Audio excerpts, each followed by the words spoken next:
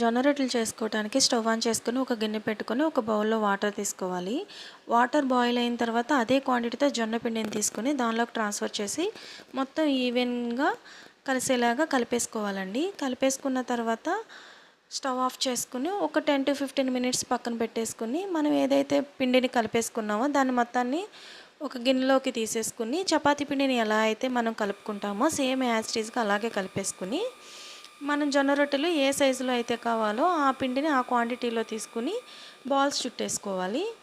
ఇలా బాల్స్ చుట్టేసేసుకుని పక్కన పెట్టేసుకోవాలి. ఇక్కడ నేను జొన్న రొట్టెలు చేయడానికి కవర్ ఉపయోగించాను. కొంచెం జొన్న పిండిని జల్లుకుంటూ మనం చపాతీ కర్రని తీసుకుని ఈ జొన్న రొట్టెని ఈవెన్గా చేసుకోవాలి. మొత్తం ఈవెన్గా స్ప్రెడ్ అయ్యేలాగా చిన్నగా చేయాలండి. ఎక్కువగా ఒత్తకూడదు. ఇలా జొన్న రొట్టెని తయారు చేసుకున్న తర్వాత స్టవ్ ఆన్ చేసుకుని పెనం హీట్ ఎక్కిన తర్వాత మనం తయారు చేసుకున్న జొన్న రొట్టెని దాని మీద ట్రాన్స్ఫర్ చేసుకుని ఒక సైడ్ కాలిన తర్వాత వాటర్లో క్లాత్ని డిప్ చేసి రొట్టె పైన స్ప్రెడ్ చేయాలండి.